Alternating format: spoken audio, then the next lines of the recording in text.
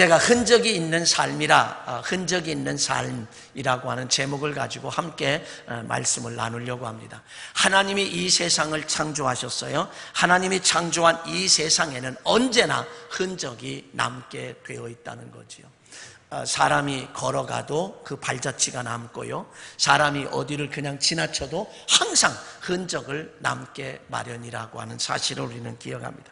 그래서 흔적이라고 하는 것, 여러분, 산에도 한 번도 올라가지 않은 산이라 할지라도 사람들이 계속 다니다 보면 거기에 흔적이 남아요. 어떤 흔적이요? 길이라고 하는 흔적이 남아요. 그리고 이제 등산 동아리 같은 데서는 이 예쁘장하게 쓴 것 가지고 그거 묶어요. 묶으면서 쭉 가기 때문에 길이 같다라고 하는 흔적을 남겨서 뒤에 따라오는 사람, 늦게 따라오는 사람도 그 길을 향하여 가면 이제 정상에 가서 만나게 되고, 이런 흔적이 항상 사람이 이제 거쳐가는 데는 언제나 흔적이 남게 된다라고 하는 이 사실을 우리는 기억합니다. 그래서 흔적이라고 하는 것은 우리를 인도하는 좋은 역사도 우리에게 인도해야 돼. 그 길을 흔적을 남기면 그 길을 가게 돼요. 역사라고 하는 것도 그렇습니다. 역사라고 하는 것도 좋은 흔적을 남겼던 사람, 역사는 돌고 돌잖아요. 그래서 좋은 이 정치가들은 그래서 역사를 바라보면 내가 지금 어떻게 처리해야 되고, 어떻게 나라를 다스려야 되고, 어떻게 나라를 이끌어 가야 하는지 이 길이 보인다는 거죠. 그래서 역사를 모르는 사람들은 이 미래를 예측할 수가 없어요. 역사를 모르는 사람은 미래를 예측할 수가 없어요. 왜? 사람은 시대마다 사람이 바뀌고 시대는 바뀌지만 그 살아가는 원리는 같기 때문에 그렇습니다. 그래서 어떤 사람이 성공한 흔적을 바라보며 그 길로 가면 성공할 수가 있고요, 실패한 흔적을 바라보면 실패한 흔적을 갈 수밖에 없다라고 하는 것입니다. 그래서 흔적이라고 하는 것은 우리를 인도하기도 한다라고 하는, 흔적을 제가 국어사전에서 찾아보니까 이렇게 얘기했어요. 어떤 일이 진행된 뒤에 남겨진 것, 그리고 자취, 발자취, 이제 발자국이라고 하는 그런 의미로 살펴보면 좋으리라 생각합니다. 흔적의 특징은 어떤 것이냐면은 보인다는 거예요. 우리가 지나갔을 때 그 흔적이 남으면 반드시 보인다라고 하는 거예요. 그리고 특징은 볼 수 있다는 거예요. 볼 수 있다는 거. 그래서 어느 교회든지 어느 장로님이 헌신적으로 생활을 했고 신앙생활을 했고 모든 교우들이 존경을 하고 존중을 하고 이랬던 장로님이 돌아가시게 되면 교인들의 입에서 얼마나 그 이야기가 나오는지, 어떤 일이 있을 때마다 아무개 장로님이 계셨으면 이런 일은 이렇게 처리하셨을 텐데, 아무개 권사님이 살아계셨으면 이런 일을 이렇게 했을 텐데 라고 하며 그를 계속 잊지 않고 계속해서 교우들 입에서 그 말이 계속 나와요. 여러분, 저와 여러분이 정말 우리 주 안의 공동체에서 신앙생활을 하다가 하나님의 부름을 받았을 때에 남겨진 교우들의 입에서 여러분들의 이야기가 그분이 생각이 나, 권사님이 생각이 나, 장로님이 생각이 나, 그런 좋은 흔적을 남기는 저와 여러분이 되어야 할 줄로 믿습니다. 그런 좋은 흔적을 우리는 남겨야 됩니다. 그게 쉬운 일은 아니지만 이런 흔적을 그래서 흔적이라고 하는 것은 기억이 되고요, 흔적은 생각이 나고요, 흔적은 잊혀지지가 않아요. 그래서 좋은 흔적은 바른 길로 우리에게 인도하고 옳은 길로 우리의 삶을 이끌어 간다라고 하는, 그래서 우리가 흔적이 있는 삶이라고 하는 것은 좋은 흔적이 있어야 된다라고 하는 그런 사실을 우리는 생각을 합니다. 사람들은 모두 다 흔적이 있고 흔적을 남기게 된다는 거예요. 좋은 흔적이 사람마다 큰 흔적이 있고 작은 흔적이 있고, 좋고 나쁜 흔적도 있고요, 행복하고 불행한 흔적도 있고요, 기쁘고 즐거운 흔적도 있을 뿐만 아니라 슬픈 흔적도 사람들에게는 있습니다. 흔적이 없는 사람은 단 한 사람도 없고요, 흔적이 없는 이 사회도, 이 세상도, 흔적이 없는 세상은 없다라고 하는 사실입니다. 여러분, 흔적 가운데는 사람에 대한 좋은 흔적이 있어요. 다른 말로 바꾸면 사람에 대한 좋은 추억, 이걸 가지고 있어요. 그러면 그 사람에 대한 은혜를 입었거나 기가 막힌 은혜를 입었을 때에 그 사람에 대해서 계속해서 기억이 되지요. 생각이 나지요. 이런 좋은 흔적, 사람에 대한 흔적도 있어요. 뿐만 아니라 육체적인 흔적도 있어요. 어떤 사고로 인해서 정말 죽을 뻔했는데 겨우 하나님의 은혜로 살았다. 육체적인 흔적이 있을 때 그 흔적만 보면 그래, 하나님이 나를 이렇게 살려주셨지, 하나님이 나를 이렇게 좋게 하셨지, 그러면서 그 하나님에 대해서 감사하며 우리는 또 살 수가 있다라고 하는 거예요. 그래서 사람에 대한 좋은 흔적, 또 부모에 대한 좋은 흔적을 가질 수가 있어요. 부모님에 대한 좋은 흔적을 가질 수가 있어요. 우리 아버님은 현충사 다리 공사를 시작을 해서 여러 곳에, 서울의 창동에도, 그 다음에 동해시의 묵호에, 저 여수 오동도 입구에, 그리고 삼척 이제 북평이라고 하는 곳에 동양 세멘트 공장, 삼척에 사이로 공사, 묵호에 사이로 공사, 여기 이제 그 월미도에 가보면 대한제분 그 사이로 공사, 그 다음에 구미선산, 상주에서부터 오다 보면 구미선산 그 다리, 그런 것들을 제가 지나치다가 보면 아버님 생각이 나요. 왜? 아버님이 그 공사를 하셨기 때문에 아버님이 기억이 되고 그것이 저에게는 이제 그 어떤 흔적으로 다가와서 기억이 된다는 거예요. 그래서 우리 사람들도 항상 뭔가 발자취를 남기고 흔적을 남기기 때문에 그것이 우리에게는 그런 흔적을 갖는다라고 하는 건 굉장히 좋은 일이다. 성경에 보면요, 세 번째로 성경은 믿음의 사람들은 한결같이 흔적을 남겼어요. 누가요? 사도 바울이 다메섹 도상에서 부활하신 예수 그리스도를 만나게 돼요. 예수 그리스도를 만나게 뵀을 때에 그는 정말 예수님에 대한 흔적을 가졌어요. 예수님에 대한 흔적을 가졌어요. 그래서 갈라디아 교회 교인들에게 보낸 편지에서 그는 이렇게 말합니다. 나를 더 이상 괴롭히지 말아라. 나를 괴롭게 하지 말아라. 내 몸에 예수의 흔적이 있다. 내 몸에 나 괴롭히지 말라고 갈라디아 교회 교인들에게 편지를 하면서 내 몸에 흔적이 있어. 어떤 흔적? 예수의 흔적이 있으니 나를 괴롭히지 말아라. 그렇게 요청을 합니다. 그러니까 그 얘기는 무슨 얘기죠? 내 몸에 예수 그리스도의 흔적이 있기 때문에 나를 괴롭히는 것, 나를 힘들게 하는 것은 바로 하나님을 힘들게 하는 거야, 예수님을 힘들게 하는 거야, 이런 의미를 담겨지고 있다는 거죠. 그래서 이 사도 바울은 그 예수님에 대한 흔적을 가졌어요. 이 흔적을 가진 예수 그리스도에 대한 저와 여러분들도 어떤 흔적이 있는 삶을 살아야 되느냐?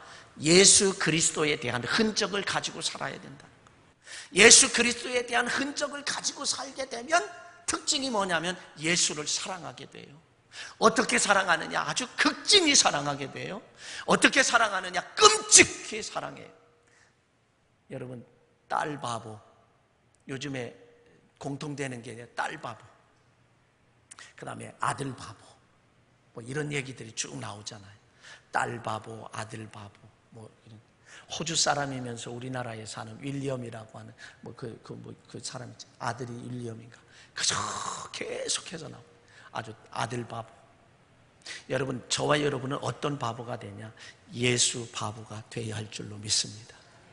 그게 누구냐면 사도 바울이에요. 그게 사도 바울이 그런 흔적을 가져요. 그래서 그 예수에 대한 흔적을 가진 사람의 특징은 뭐냐면 예수님을 사랑한다는 거예요. 얼마나 사랑하느냐? 극진히 사랑하고 깜찍히 사랑한다는 거예요. 아주 그거 외에는 없어요. 그래서 사도 바울은 이렇게 고백을 합니다.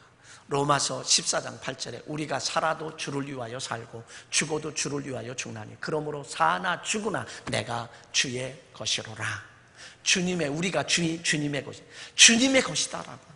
내 것이 아니라, 내가 내 것이 아니라 주님의 것이라고 그는 그렇게 고백을 해요. 그리고 갈라디아서 2장 20절에 가보면 이렇게 고백을 합니다. 내가 그리스도와 함께 십자가에 못 박혔나니 그런즉 내가 산 것이 아니라 내 안에 그리스도께서 사신 것이다. 그러니까 자기가 사는 게 아니에요. 예수 그리스도에 대한, 예수에 대한 흔적을 가지고 있는 이 사도 바울은 주님의 것으로 살고, 그리고 내 안에 그리스도께서 살았다. 자기가 사는 게 아니라는 거. 그리스도께서 산다라고. 그러면서 그는 정말 하나님 예수님을 극진히 사랑하고 끔찍히 사랑하는 가운데 예수밖에 없어요. 첫째도 예수, 둘째도 예수, 셋째도 예수, 인생 온통 그에게는 예수밖에 없었죠. 그래서 예수님에게 헌신된 삶을 살았다. 이것이 바로 흔적, 예수 그리스도에 대한 흔적. 저와 여러분이 이런 흔적을 가지고 계신가요? 저와 여러분이 이런 흔적을 가지고 계신가? 우리는 신앙적인, 영적인 흔적도 우리에게는 때로는 필요하다라고 하는 사실을 저와 여러분들이 기억해야 돼요. 저에게는요, 제 생애 성전 건축을 2번 했습니다. 개척도 했고요, 팀 미니스트리도 했고요, 개척을 하고, 그리고 성전 건축을 2번 했습니다. 첫 번째 성전 건축을 할 때에, 저 선악동에서 첫 번째 성전 건축을 할 때는요, 아주 천국 같았어요. 아무 걱정도 없었습니다. 아무 근심도 없었습니다. 그저 행복하게 천국처럼 성전을 건축을 했어요.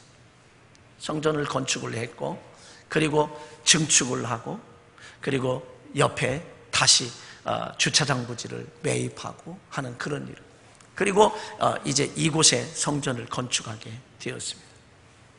시공사하고 이제 장로님들, 이렇게 기획위원들하고 다 해서 몇 군데에 이제 견적서를 받고, 그리고 몇 군데는 이렇게 탈락을 시키고, 나머지 가지고 이분은 이렇고 이분은 이렇고. 그래서 그분을 만나서 최종적으로 만났습니다. 만났을 때에 우리가 이렇게 얘기했습니다. 우리는 돈이 이렇게 준비되어 있고, 이거 외에는 없고, 나중에 마지막에는 은행의 대출을 받아서 지불하기로 합니다 라고 그렇게 약속을 했어요. 그랬더니 뭐라고 얘기하냐면, 이 정도면은 주안의 교회는 괜찮게 시작하는 겁니다 라고 그렇게 이야기하고 이제 진행이 되었습니다. 진행이 그렇게 이제 교회의 진행이 그렇게 되어가는 가운데 마지막 단계에 이를 때에, 그래서 저는 경험을 했습니다. 모든 것은 증거시대다. 그 말까지도 계약서에 다 이렇게 해서 마지막에는 이렇게 은행 대출을 받아서 지불하는 것으로 합니다 라고 기록을 했더라고 하면 괜찮았을 텐데, 그냥 구두로만 이야기를 됐어요. 그러다 보니까 건축비가 몇 프로 이제 지급이 됐냐면 70% 내지 80% 지급이 됐습니다. 마지막까지 70%, 80% 지급이 됐어요. 그런데요, 돈 안 준다고 교회를 가압류 넣습니다. 은행에 이제 가압류를 넣으니까 가압류를 넣은 상태가 되었습니다. 그때는 땅만 등기가 나져 있는 상태니까 땅에다가 가압류를 넣어버렸어요. 그리고서 5억을 주지 않으면 11억이 남았습니다. 11억이 남았는데 5억을 주지 않으면 준공을 안 내겠다. 그래서 친구 목사님이 중재를 해서 중재를 하는데도 5억 주면 준공을 내주겠다고. 자, 그러는 상태 속에서 5억을 만들 방도가 없지요. 방도가 없습니다. 그러는데 목사님, 저하고 가까이 지내는 목사님, 그 가운데 젊은 목사님이 계십니다. 그 친구 한 사람이 어디 쪽에 가 있느냐 하면 큰 손의 사채업자에게 가 있어요. 그 일을 하더라고요. 그러면서 막판에 목사님 이렇게라도 합시다. 그거로 해서 이제 준공 내고 어떻게 해야 되지요. 그런데 여러분, 큰 손 하면 흔히들 조폭에 관계된 돈 이런 것만 생각하잖아요. 여기에 큰 손이라고 하는 사채라고 하는 거는요, 몇백억을 가지고 은행을 통해서 은행에서 다 대출하는, 똑같아요. 은행에서 대출해 주는, 이 사람이 이렇게 대출해, 그 큰 손을 하는데요, 우리가 서류 뭐 이렇게 다 해서 아무리 해도 준공도 안 난 것을 그냥 대출을 해준다라고, 대출을 해주는데 1금융권에 하려고 하니까 안 되더라고요. 지금 예전에 상호신용금고, 지금 얘기하면 저축은행입니다. 이율이 뭐 7, 8%, 막 9%까지 올라가는데, 거기에서 등기도 안 났고 준공도 안 나고 등기도 안 났는데 해주겠다라고. 근데 비용이요 얼마가 나느냐면 이율도 일반 은행에서는 뭐 한 4% 선인데 여기는 7, 8% 심지어 9%까지 올라가요. 그 이자 대단합니다. 그러는데 비용이 얼마가 나느냐 하면 저축은행에서 대출을 받은 다음에 그 다음에 한 3개월에서 5개월 지나고 나서 이제 금융권으로 1금융권으로 옮기는 작업이 한 3개월에서 5개월 보고요. 그렇게 하는데 수수료가 얼마, 커미션이 얼마냐면 9천을 달라 그러더라고요. 9천을 달라 그랬는데 그동안에 3개월 내지 5개월 이자가 3천 내지 5천이 발생해요. 그러니까 요 사이에 얼마가 그냥 없어지냐면 1억 3천에서 1억 5천이 없어지는 거예요. 근데 그것도 보장이 없어요. 제가 밤에 막바지에 이르를 때 밤에 자다가 벌떡벌떡 일어나서 앉아서 기도하고 간절히 기도하고 생각하고 참 그래요. 밤에 벌떡 일어나서 앉아서 있으면 그게 그러는 상황 속에서 한 7, 80% 넘어갔는데도 그래요. 은행에서 분명히 지점장이 대출을 해준다고 하는데 거의 은행장 보고 지점장 보고 이 시공사 사장이 뭐라 그랬냐면 확인서를 은행에서 무슨 확인서까지 대출하는데 확인서까지 써줘요.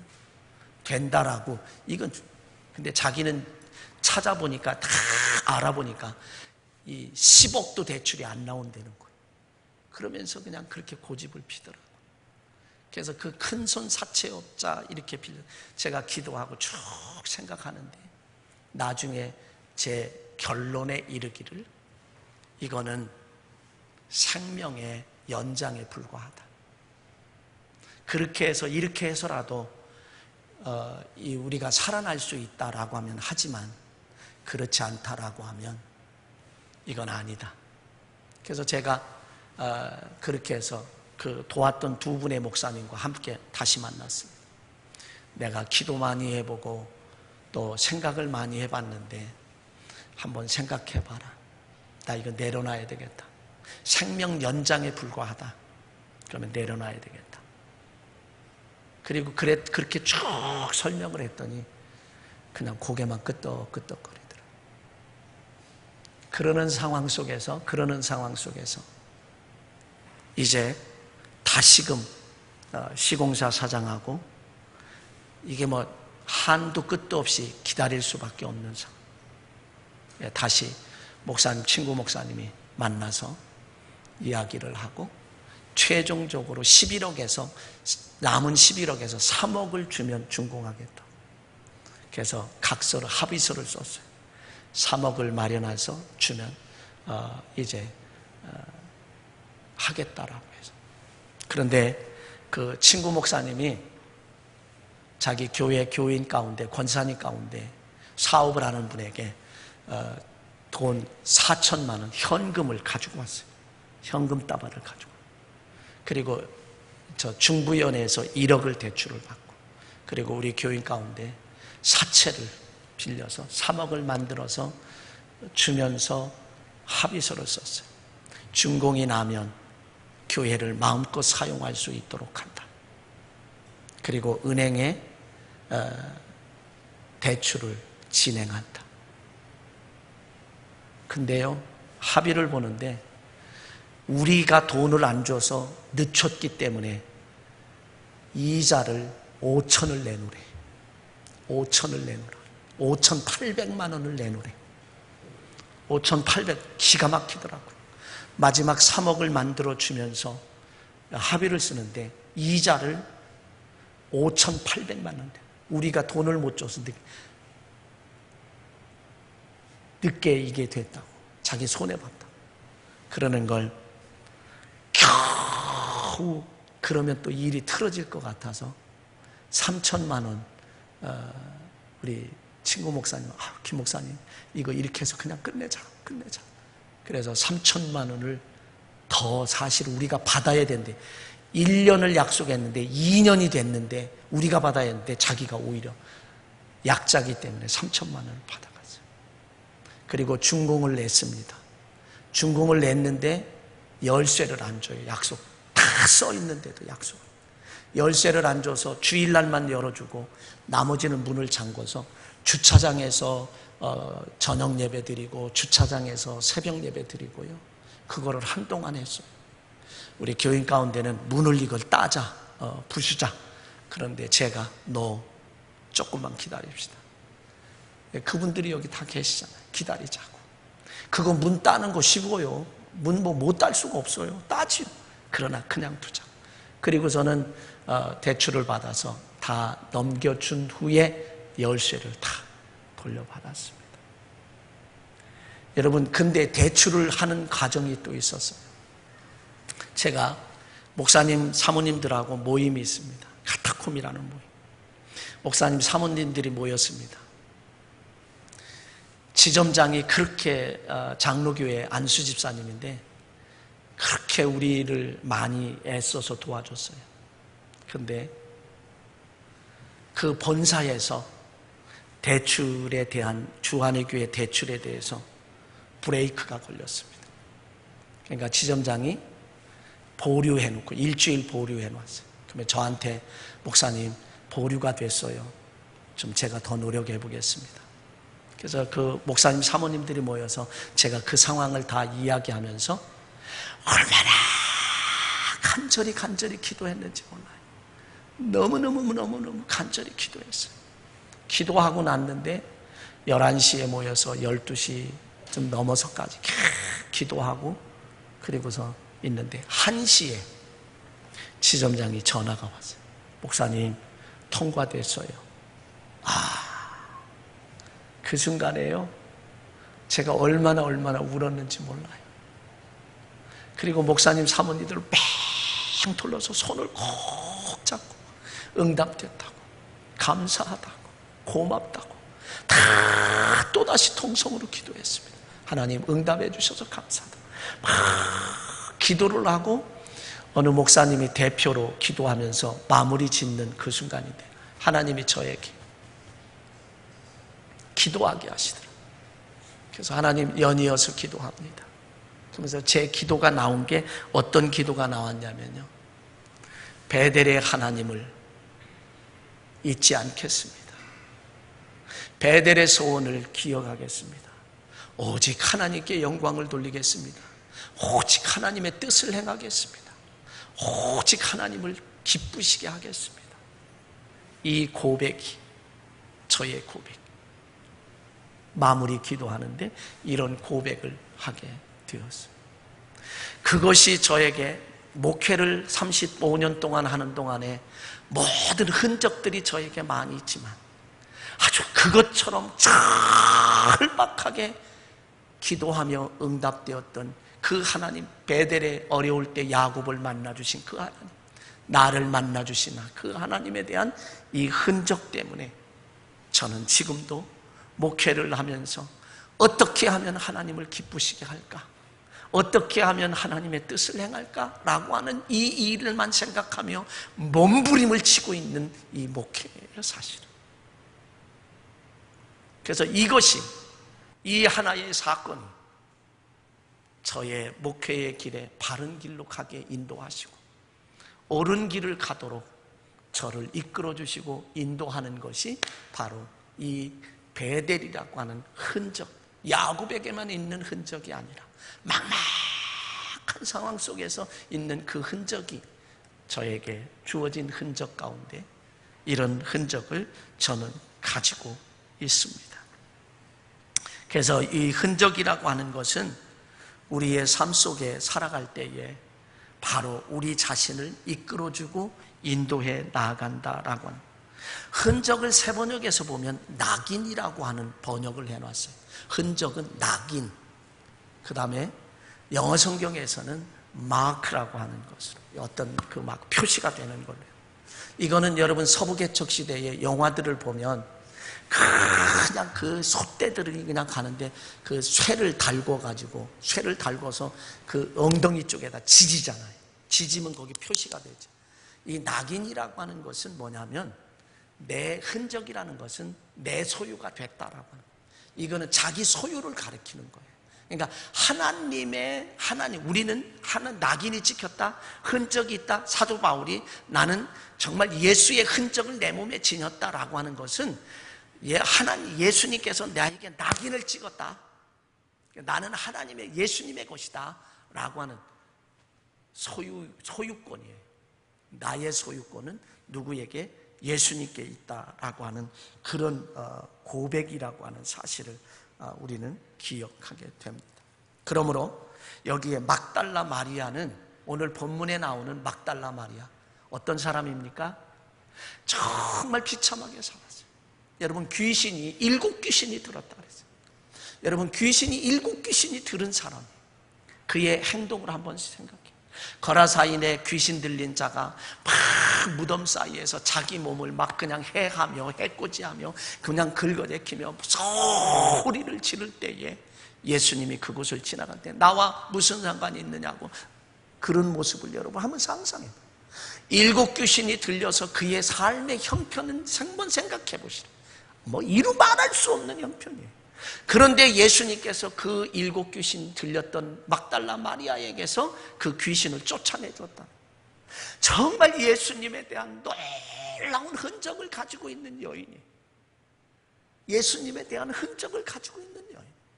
그러니까 그것이 다 자기의 자신을 돌아보면 자기 자신이 흔적이죠. 왜? 치료받았고 귀신이 쫓겨나갔고 자기 자신이 정말 온전한 사람이 되었으니까 자기 자신을 바라볼 때마다 정말 예수에 대한 흔적, 그 사랑과 그 은혜, 그걸 기억하며 사는 거예요.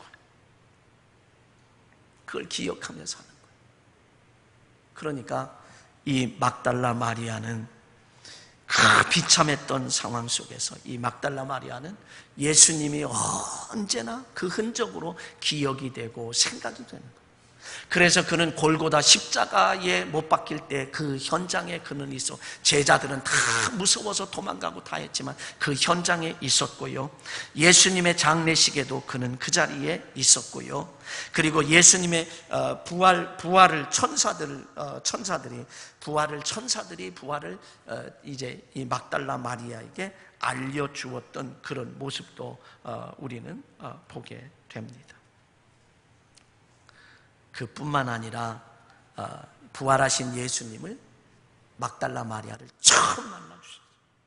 부활하신 후에 첫 번째 만나준 사람이 바로 막달라 마리아. 그러니까 막달라 마리아가 이렇게 흔적을 가졌기에 감사하고 고맙고, 언제나 감사하고 고맙기 때문에 그 예수님을 위해서 헌신을 하고 예수님을 위해서 시종을 들면서 그는 그렇게 평생을 살았어요. 그랬을 때에 부활하신 예수님이 첫 번째로 마리아를 만나 주셨다라고 하는 이 사실을 우리는 기억을 합니다. 저와 여러분이 제가요, 그래서 이렇게 어디 가든 교회를 향하여 올 때마다 이 교회의 모습을 보면서 항상 베델의 그 하나님의 그 은혜를 저는 늘 생각하며, 하나님 감사해요, 고마워요, 감사해요. 그저 통로로 사용해 주셔서 감사하고 써주셔서 감사하고, 오늘까지 온 것은 바로 그런 하나님의 특별한 은혜와 기적의 역사가 있었기 때문에 오늘에 이르렀다. 이 주 안에 공동체에 거하는 모든 자들에게 이제는 축복받을 일만 남은 줄로 믿습니다. 여러분, 이곳에서 함께 하다 보면 곡식과 가라지가 있잖아요. 곡식을 심었는데 가라지가 더 잘 자라. 그래서 가라지를 뽑으려고 하면 이게 너무 뿌리를 많이 남겨서 이걸 뽑으려고 하면 곡식이 뽑아줘요. 그래서 예수님은 그만둬라, 뽑지 말아라, 추수 때까지 남겨둬라. 그리고 추수 때에 가라지는 잘라서 불에 태우고 곡식은 모아 곡간에 드린다. 여러분, 여기에 계시다 보면 그 정말 곡식 때문에, 알곡 때문에 이제 모두에게 하나님이 축복하실 줄로 믿습니다. 이제는 기억하십시오. 축복받을 일만 남은 줄로 믿습니다. 그런데 저와 여러분이 예수의 흔적을 가지시고 살아가는 가운데 이 축복을 받으며 그 하나님이 함께 하시는 그 복, 하나님이 함께 하시는 축복, 받아서 하나님의 살아계심을 보여주는 저와 여러분의 삶이 되어야 할 줄로 믿습니다. 제가 기도하는 가운데 아주 그냥 큰 기도를 하는 분들도 여럿이 있어요.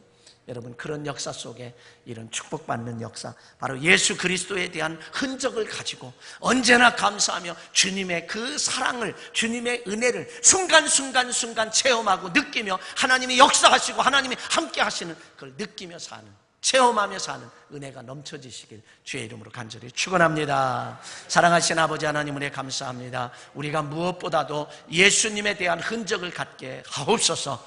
사도 바울과 같이 예수 그리스도에 대한 흔적, 막달라 마리아와 같이 예수 그리스도에 대한 흔적, 때로는 사람에 대한 흔적도 있고 때로는 영적인 흔적도 우리에게 가지고 있고 육체적인 흔적도 가지고 있는데, 그 흔적은 잊어버리지 않고 잊지 않고 기억이 되며 생각이 나며, 그 좋은 흔적은 나 자신을 바른 길로 인도하고 옳은 길로 인도하는 인도자의 역할을 할 수 있다라고 하는 이 사실을 기억하며, 우리 주안의 공동체에 속해 있는 모든 성도들이 바로 이런 좋은 흔적을 유지하고 흔적을 갖는 그러한 아름다운 신앙생활이 되도록 역사하셔서 최후의 승리자가 되는 은혜로 축복하옵소서. 우리 주 예수 그리스도의 이름으로 감사하며 기도하옵나이다. 아멘. 주 예수